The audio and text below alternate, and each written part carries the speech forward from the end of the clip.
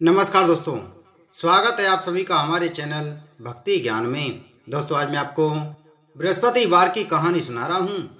प्राचीन समय की बात है। एक नगर में एक बड़ा व्यापारी रहता था। वह जहाजों में माल लदवाकर दूसरे देशों में भेजा करता था। वह जिस प्रकार अधिक धन कमाता था, उसी प्रकार जी खोलकर दान भी करता था। परंतु उसकी पत्नी अत्यंत कंजूस थी। वह किसी को भी एक दमड़ी भी नहीं देने देती थी। एक बार सेठ जब दूसरे देश व्यापार करने गया तो पीछे से बृहस्पति देव ने साधु वेश में उसकी पत्नी से भिक्षा मांगी। व्यापारी की पत्नी बृहस्पति देव से बोली, हे साधु महाराज, मैं इस दान और पुण्य से तंग आ गई हूँ। आप कोई ऐसा उपाय बताएं जिससे मेरा सारा धन नष्ट हो जाए और मैं आराम से रह सकूं। मैं यह धन लुटता हुआ नहीं देख सकती। बृहस्पति देव ने कहा, देवी, तुम बड़ी विचित्र हो। संतान और धन से तो कोई दुखी नहीं होता है। अगर अधिक धन है तो इसे शुभ कार्यों में लगाओ। कुंवारी कन्याओं का विवाह कराओ, विद्यालय और बाग बगीचों का निर्माण करवाओ। ऐसे पुण्य कार्य करने से तुम्हारा लोक परलोक सार्थक हो सकता है। परंतु साधु की इन बातों से व्यापारी की पत्नी को खुशी नहीं हुई। उसने कहा, मुझे ऐसे धन की आवश्यकता नहीं है जिसे मैं दान दूं। तब बृहस्पति देव बोले, यदि तुम्हारी ऐसी इच्छा है तो तुम एक उपाय करना।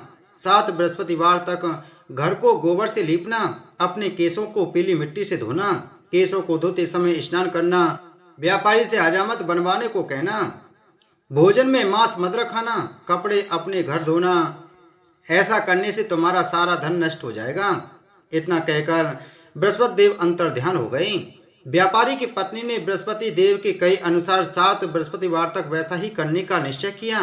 केवल 3 बृहस्पतिवार बीते थे कि उसकी समस्त धन संपत्ति नष्ट हो गई और वह परलोक सिधार गई।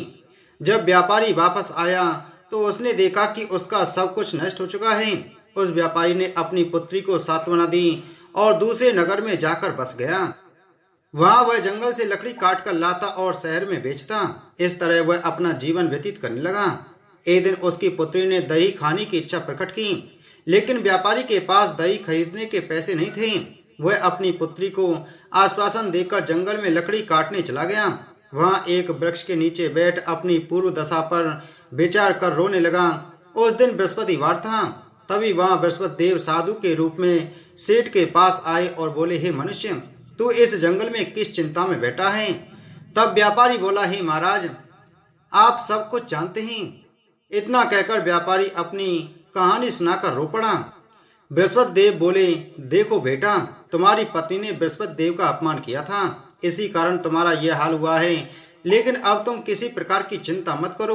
तुम गुरुवार के दिन बृहस्पति देव का पाठ करो। 2 पैसे के चने और गुड़ ले जाकर जल के लोटे में डालकर शक्कर डालकर वह अमृत और प्रसाद अपने परिवार के सदस्यों और कथा सुनने वालों में बांट देना। स्वयं भी प्रसाद और चन्ना मत लेना। भगवान तुम्हारा अवश्य कल्याण करेंगे। साधु की बात सुनकर व्यापारी बोला, महाराज, मुझे तो लकड़ी बेचकर इतना पैसा नहीं बचता है जिससे मैं अपनी पुत्री को दही लाकर दे सकूं। इस पर साधु जी बोले, तुम लकड़ियों को शहर में बेचने जाना। तुम्हें लकड़ियों के दाम पहले से चौगुने मिलेंगे, जिससे तुम्हारे सारे कार्य सिद्ध हो जाएंगे। उसने लकड़ियां काटी और शहर में बेचने के लिए चल पड़ा।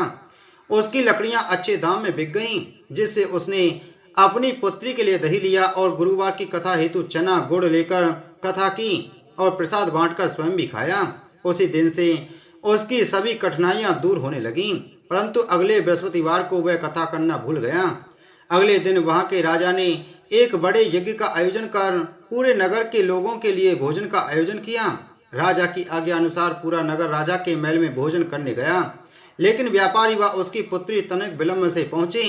अतः उन दोनों को राजा ने महल में ले जाकर भोजन कराया। जब वे दोनों लौटकर आए तब रानी ने देखा कि उसका खूंटी पर टांगा हार गायब है। रानी को व्यापारी और उसकी पुत्री पर संदेह हुआ कि उसका हार उन दोनों ने ही चुराया है। राजा की आज्ञा से उन दोनों को कारावास की कोठरी में कैद कर दिया गया। कैद में पड़कर दोनों अत्यंत दुखी हुए। वहां उन्होंने बृहस्पति देवता का स्मरण किया। बृहस्पति देव ने प्रकट होकर व्यापारी को उसकी भूल का आभास कराया और उसे सलाह दी कि गुरुवार के दिन कैद खाने के दरवाजे पर तुम्हें 2 पैसे मिलेंगे। उनसे तुम चने और मुनक्का मंगवाकर विधि पूर्वक बृहस्पति देवता का पूजन करना। तुम्हारे सब दुख दूर हो जाएंगे। बृहस्पतिवार को कैद खाने के द्वार पर उन्हें 2 पैसे मिले। बाहर सड़क पर एक स्त्री जा रही थी। व्यापारी ने उसे बुलाकर गुड़ और चने लाने को कहा। इस पर वह स्त्री बोली, मैं अपनी बहू के लिए गहने ले जा रही हूँ, मेरे पास समय नहीं है। इतना कहकर वह चली गई। थोड़ी देर बाद वहां से एक और स्त्री निकली। व्यापारी ने उसे बुलाकर कहा कि हे बहन, मुझे बृहस्पतिवार की कथा करनी है, तुम मुझे 2 पैसे का गुड़ चना ला दो। बृहस्पति देव का नाम सुनकर वह स्त्री बोली, भाई मैं तुम्हें अभी गुड़ चना लाकर देती हूँ। मेरा इकलौता पुत्र मर गया है, मैं उसके लिए कफन लेने जा रही थी, लेकिन मैं पहले तुम्हारा काम करूंगी, उसके बाद अपने पुत्र के लिए कफन लाऊंगी। वह स्त्री बाजार से व्यापारी के लिए गुड़ चना ले आई और स्वयं भी बृहस्पति देव की कथा सुनी। कथा के समाप्त होने पर वह स्त्री कफन लेकर अपने घर गई। घर पर लोग उसके पुत्र की लाश को राम नाम सत्य है कहते हुए शमशान ले जाने की तैयारी कर रहे थे। स्त्री बोली, मुझे अपने लड़के का मुख देख लेने दो। अपने पुत्र का मुख देखकर उस स्त्री ने उसके मुंह में प्रसाद और चन्नामृत डाला। प्रसाद और चन्नामृत के प्रभाव से वह पुनः जीवित उठा। पहली स्त्री जिसने बृहस्पति देव का निरादर किया था, जब वह अपने पुत्र के लिए विवाह हेतु पुत्र वधू के लिए गहने लेकर लौटी और जैसे ही उसका पुत्र घोड़ी पर बैठकर निकला, वैसे ही घोड़ी ने ऐसी छलांग मारी कि वह घोड़ी से गिरकर मर गया। यह देखकर स्त्री रो रो कर बृहस्पति देव से क्षमा याचना करने लगी। उस स्त्री की याचना से बृहस्पति देव साधु के वेश में वहां पहुंचकर कहने लगे, हे देवी, तुम्हें अधिक विलाप करने की आवश्यकता नहीं है, यह बृहस्पति देव का अनादर करने के कारण हुआ है। तुम वापस जाकर मेरे भक्त से क्षमा मांगकर कथा सुनो, तब ही तुम्हारी मनोकामना पूरी होगी। जेल में जाकर उस स्त्री ने व्यापारी से माफी मांगी और कथा सुनी। कथा के उपरांत वह प्रसाद और चन्नामृत लेकर अपने घर वापस आ गई। घर आकर उसने चन्नामृत अपने मृत पुत्र के मुख में डाला। चन्नामृत के प्रभाव से उसका पुत्र भी जीवित हो उठा। उसी रात बृहस्पति देव राजा के सपने में आए और बोले, हे राजन, तूने जिस व्यापारी और उसकी पुत्री को जेल में कैद कर रखा है वह बिल्कुल निर्दोष हैं। तुम्हारी रानी का हार वहीं खूंटी पर टंगा है। दिन निकला तो राजा रानी ने हार खूंटी पर लटका हुआ देखा। राजा ने उस व्यापारी और उसकी पुत्री को रिहा कर दिया और उन्हें आधा राज्य देकर उसकी पुत्री का विवाह उच्च कुल में करवाकर दहेज में हीरे जवाहरात दिए।